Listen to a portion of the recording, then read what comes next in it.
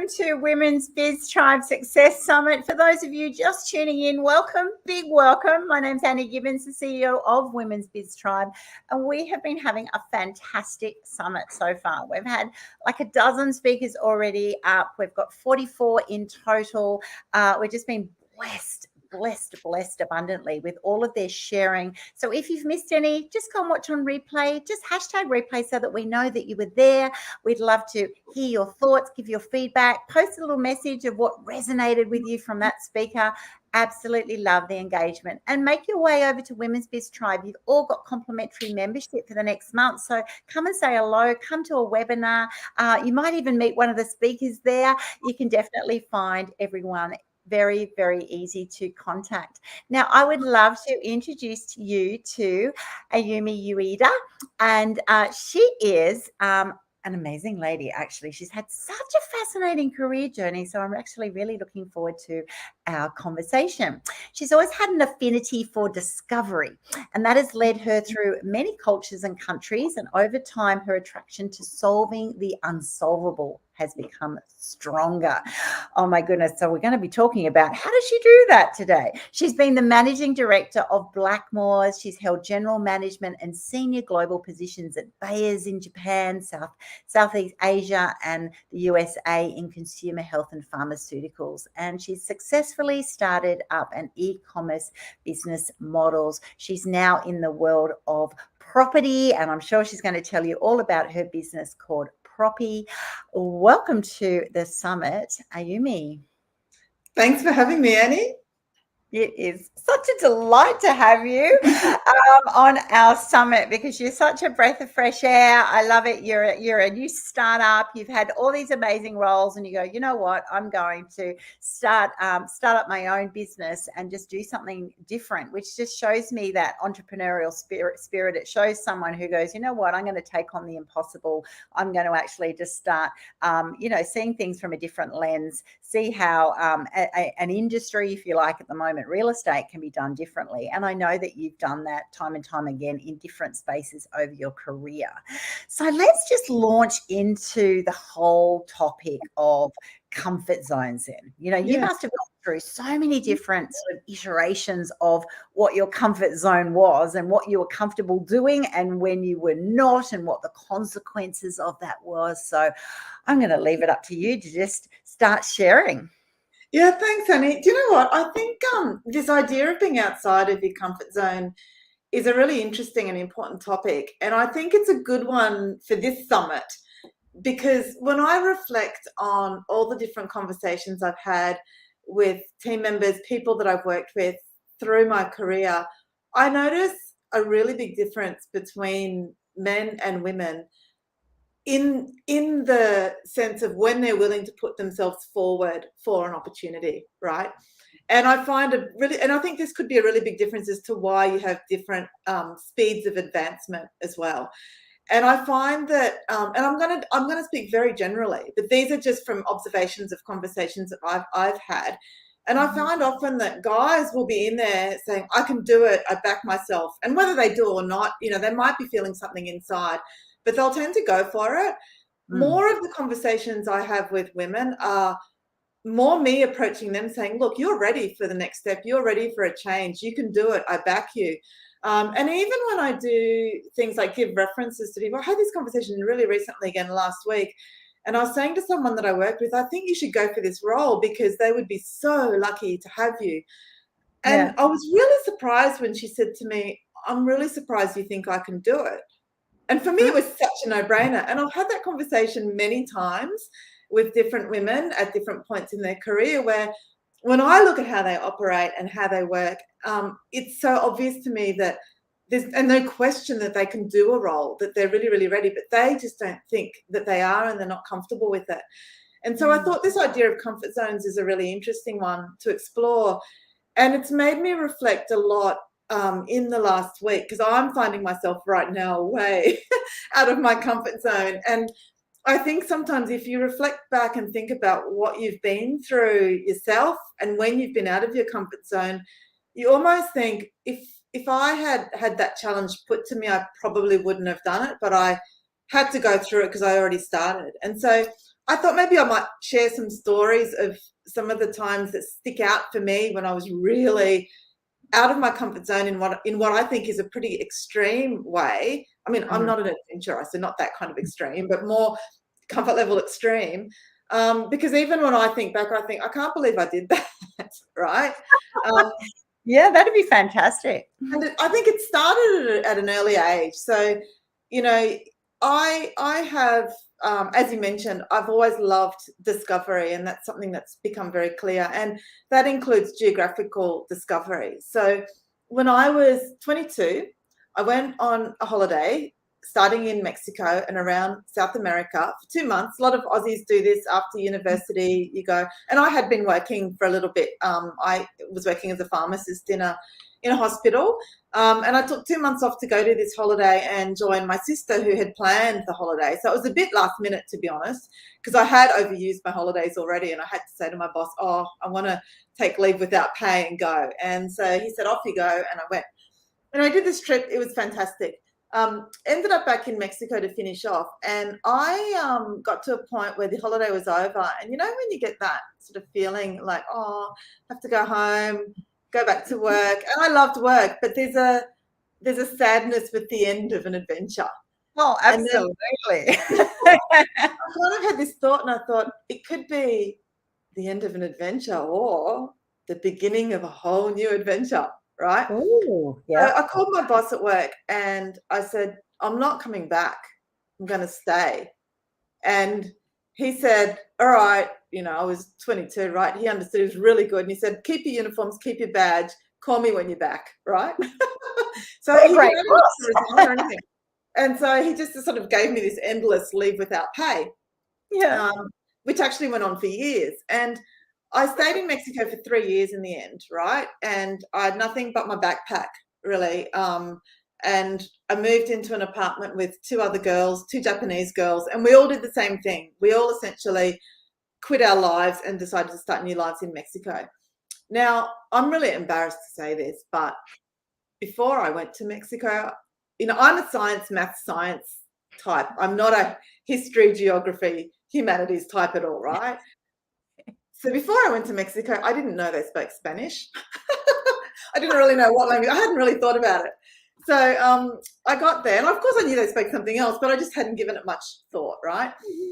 Anyway, so I got there, everyone's speaking Spanish, and I thought, right, now what do? I've got to get a job, right? I didn't speak a word of Spanish.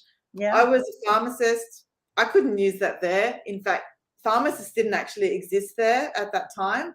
They had people who studied kind of chemistry and worked in the supermarket pharmacies who wore lab coats, but they didn't have any drug knowledge. And so being a pharmacist was just not an option. So anyway, I started applying for different jobs, and it was really, really challenging. So this is where we come to being in an extreme way outside of your comfort zone. So imagine this. I had a bunch of friends who helped me with my CV, translate it into Spanish. So we had it written up in Spanish, and then I memorized it, right? And I didn't really know, I didn't have the vocabulary for it. I started applying for jobs. And what I will say is when I was 22, I probably looked about 12. I looked young for my age. And I'd also, I'm hoping that that's all kind of in my favor. But anyway, back then it wasn't in my favor. And I'd also made a big mistake. Before I went on the holiday, I cut my hair so short, it was only this long. Mm-hmm. Now, Mexico was conservative. So girls who are young and definitely unmarried all have long hair. Yes. So here I was, this young thing with short hair like this, and I would walk into these interviews and they would look at me, and often the first thing they would ask me was, how old are you, right? Mm-hmm. And a lot of the jobs I was applying for, because I was really keen to crack into the pharmaceutical industry. I actually studied pharmacy because I wanted to work in industry. And I hadn't been able to crack in, and it's a really tough one to crack into. And I thought, okay, Mexico, a lot of the Latin American headquarters are there. This is my chance. I'll be a sales rep. And at that time, it was a time when you were job hunting. Some of you may remember Monster.com had just started. It was the early days of the internet. We were all just on email.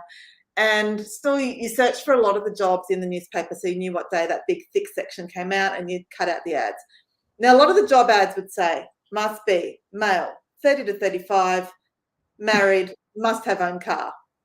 Oh my gosh, that's very specific. Yeah, that's what I would say. And I was kind of lucky that my name didn't give away my gender at all, right? So I could apply for jobs and they thought they wouldn't have known that I didn't actually meet any of those criteria.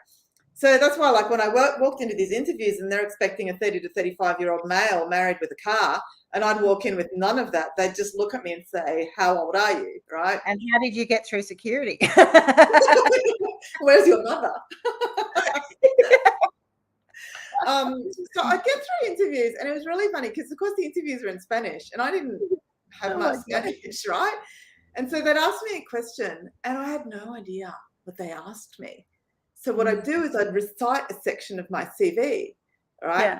And then they asked me another question. So I relied very heavily on intuition, and this was actually really good for me because I learned to trust my intuition. This is when I started to realize words are only very much a small part of communication, and you can surprisingly understand a lot even if you can't understand the language. Yeah. And so I'd kind of then recite another section of my CV. Would you believe some companies had me back like 4 times?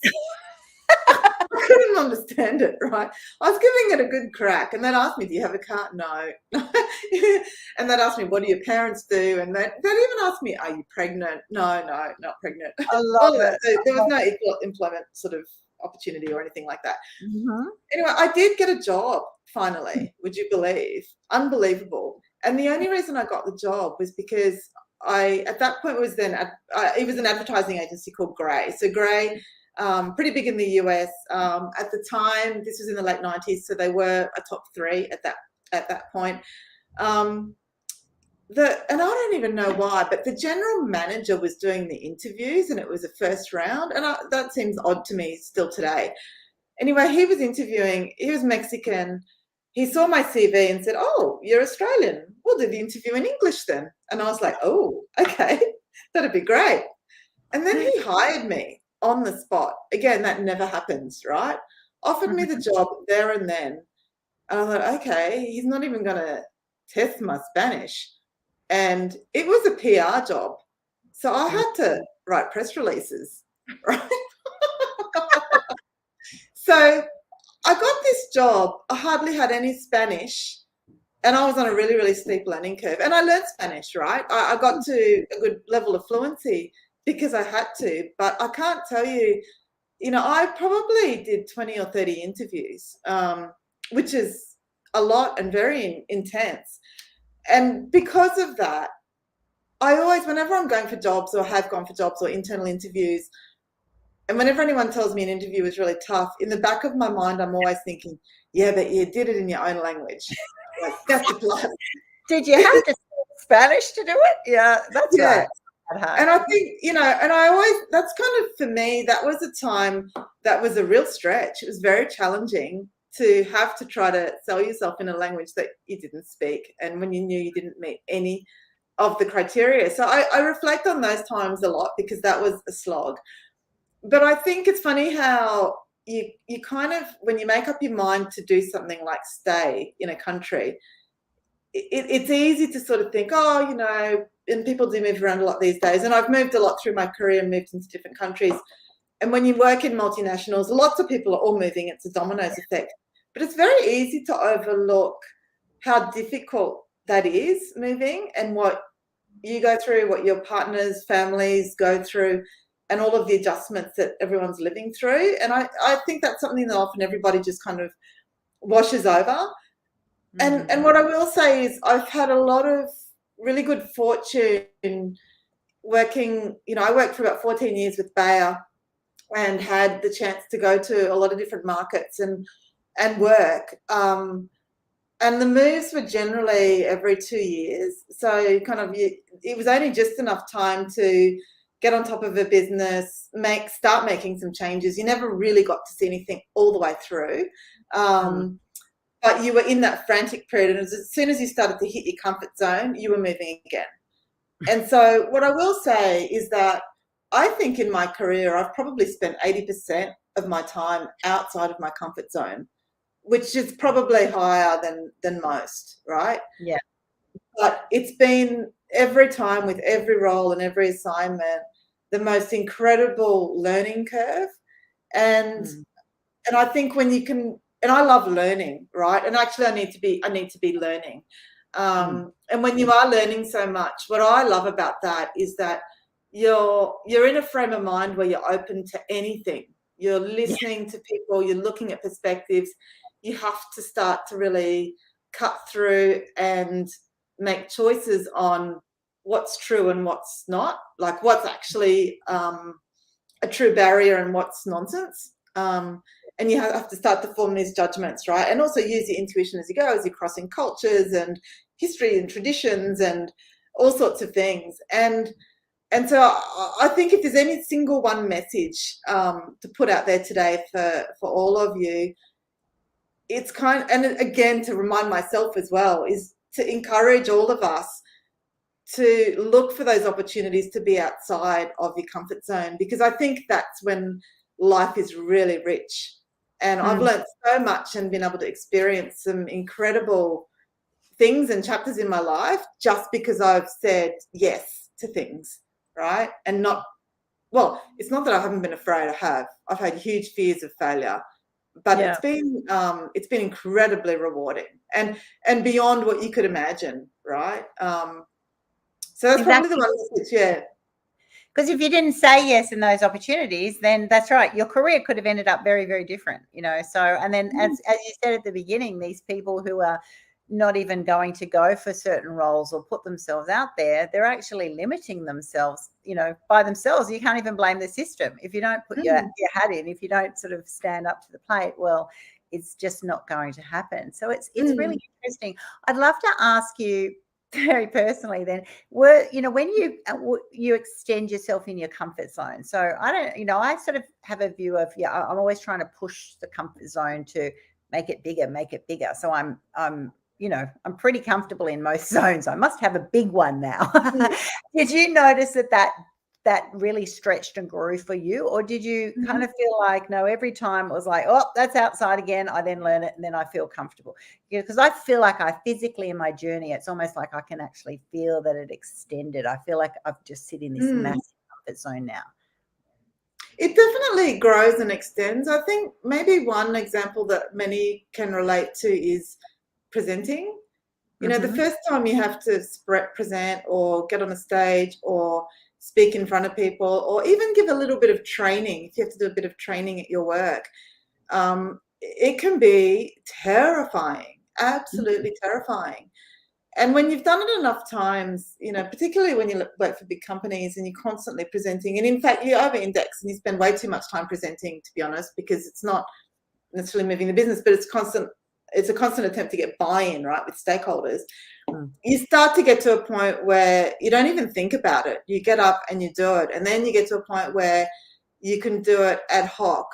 And your skills constantly improve. And I think presenting is one of those things where you can never be good enough, and you can always improve, and you can always be more engaging. And so it's a good one, because you move from being terrified to comfortable to hopefully one day able to invoke some sort of emotion in others, or achieve an outcome or change behavior, like to a position of influence, right? And I think that's true for anything that you attempt. The first time oh my gosh, I remember the first time I had marketing responsibility for a brand. And, when you're on the sidelines, because I used to be in medical roles, which is it's a supporting role, right? It's very different. You're not generating revenue, you're supporting marketers and salespeople. And it's easy to sit on the sidelines and think, oh, you should do this and you should do that. And, oh, it's so obvious from where I'm sitting. Oh, you don't say that, but you sort of think, wow. The unfair critic goes, what are they doing? Yeah, but when you're in the hot seat, right? And I remember the first time I was responsible for a brand, I thought, oh my gosh, I think I know what to do. I've got a plan. Now I have to execute it. What if the results don't come? Like you have that moment of fear and confrontation and kind of angst, and it's like, is this really, and you've got a budget, right, and you're responsible for spending that, and you think, what if I spend all that money and the results don't follow?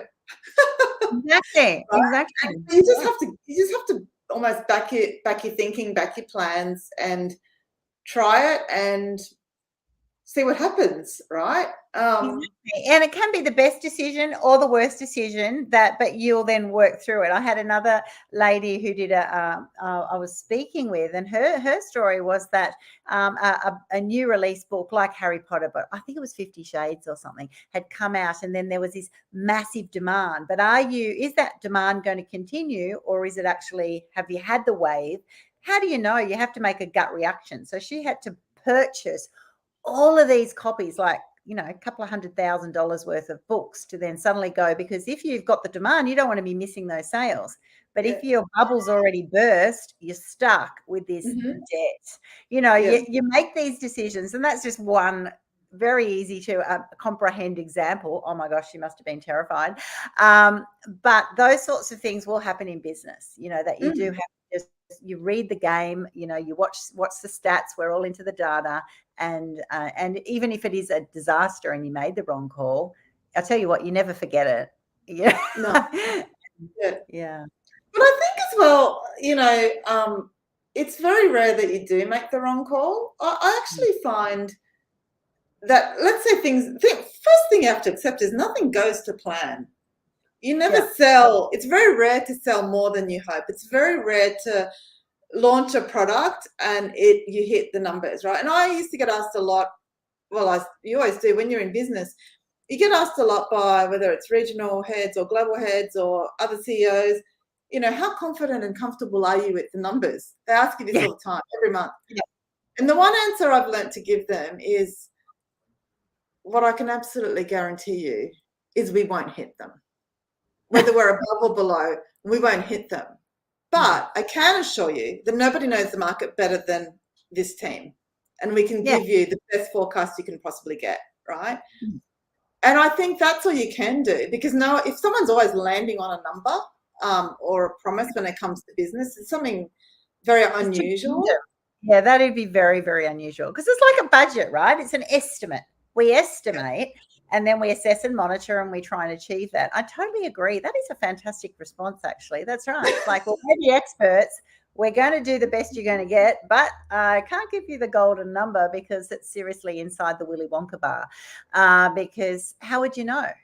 So yeah, because how many people I see in these budget presentations and things, and I see them when they get asked that question, they say yes, and I'm like, do you have a crystal ball? Like, how can you know that? You're a magician.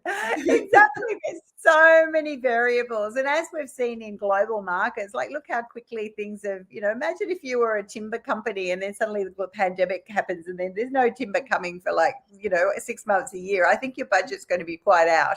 In other areas that you're going to be, if you're in the infection control business, where you've just gone and bought yourself a gold-plated studio somewhere because it's just been ridiculous. So that's right. I mean, I think in any market there's general constants, and that's why you're doing business and you do it very well, but nothing's guaranteed, and that's where the gold happens, when you've got people who actually do read those environments better than other people do, so. And it's not just the science and the other things that the technical skills that often are the reason for the company. It actually is the business head being able to, understand what's happening in a global environment. Yeah. So, absolutely fascinating. Have you ever had a total panic attack? Have you ever gone and said, this is I've just, we want to stretch our comfort zone, but we don't want to leap out and feel like we've just jumped off a cliff. Have you ever had that? Or do you actually go, you know what, I've pushed it, it freaked me, but I always just went, you know what, I can deal? I wouldn't say I've had a panic attack, but I've definitely had plenty of those oh shit moments. But they happen more often when you're making an unpopular decision. And what I mean by unpopular is when, I don't know, I am a bit of a change junkie, I'll admit it. And when I make drastic changes, it can often be when things are going really well for me. So when I took off to Mexico, I was starting my career as a pharmacist, and everybody said to me, the world's your oyster, why would you quit? It was very hard to get a hospital job. I had one of 2 jobs that were available in the state at the time, right? There was one private, one public. I had the private one. And so people said to me, you're crazy, you've got a hospital job, you're giving that up. Why would you do that? And it was the same thing when I recently quit the corporate world to start Proppie, right? People are sort of looking at me saying, you're the MD of Blackmores. Why would you? That's a great job. And it is. Why would you give that up? And that does make it really hard when you've got this knowledge that a lot of people in your position wouldn't make the choice you're making. And that is when you really start to, the heart flutters. It really does. And you think, gosh, am I doing the right thing? And in the end, I don't know if it's head or gut. I do very much follow my head, but I've got a very strong gut when it comes to decision making. You have to follow that itch, I think. And you get to a point, for me, there was a tipping point of the fear of regret outweighed the fear of failure. And when you get to that point, it's a great time to just give it a go. And that's it boiled down to something so simple that, you know, I didn't want to be, and this might sound a little bit morbid, I didn't want to be on my deathbed wondering. Yeah. Maybe I should have given it a go, right? I'd rather give it a go and learn something interesting out of it than not have tried. I'm 100% with you, because I think with similar personalities, I've had that after I resigned from my last corporate role, going, well, what are you doing? Just working, you know, starting a, you know, women's biz tribe. Like, that's just, you know, and they'll even say to you, that's such a poor decision. Like, they'll even use words like that. And you go, oh, I actually think it's going to be amazing, you know, and I'm passionate about it and this and that, whatever. But that's it. When you don't get the response, or they actually say it with a voice of authority that isn't actually correct or doesn't resonate with you, those are the times that you really have to back yourself. Saying that, you also go, well, I agree. I don't want to be lying on my deathbed going, you know, well, I always wanted to do that. I wondered how it would have gone. You know, some people can actually live with that. Others, people like us, go, no, I don't want to live with that. I want to know. And also, have some confidence in your abilities. If you've got these skills and abilities, what's the worst thing in the world? You could then actually, after a year or two, you know what, I'll go back and do something else, because, and it might be something I still haven't even imagined yet, because the markets are changing so much. There are jobs that are going to be there in, you know, 2 or 3 years that we don't even know about yet. So it's really fascinating, the restraints that we actually put on ourselves, or people have, you know, have seen things in a certain way, particularly those who are older than us, or maybe just aren't driven by purpose, passion, the desire for change, the desire to be innovating or creating. You know, we're all wired differently, right? And all of it is right. I've got a message from Joanne in the chat going, oh my gosh, wow, Ayumi, she thinks you're so inspiring, so great to listen to. And she's now got to race off, but she's going to watch it again. And she's written like, no regrets. Yes. And I love it. Hashtag no regrets.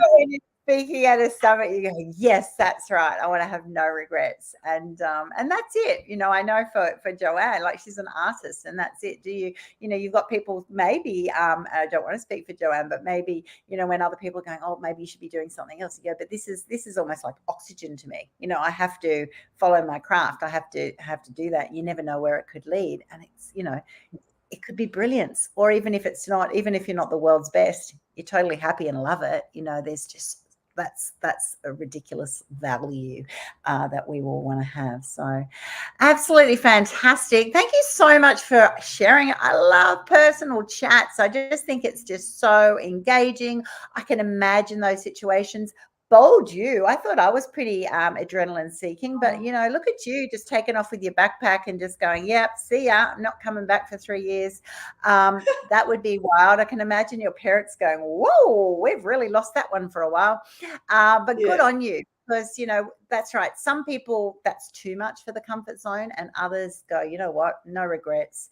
It was crazy. I had crazy experiences, but I'm still talking about them to this day, because they helped me in these ways. And all of us will have those experiences, right? And so it's really listening into your own self, your head, your gut, and making those decisions and just backing yourself. So Thank you so much for being on the summit. Everyone watching, listening in on all the different platforms, just keep your comments coming. We can forward them on to Ayumi, or she might just potter along and see those as well. You can always find her in the tribe. Reach out to her if you're looking at real estate, which we didn't talk about at the moment. You want to talk about the property market, definitely pop over to proppie.com.au and she will be able to help you, in those sorts of conversations, or just to have a chat. So we will see you very soon with our next speaker.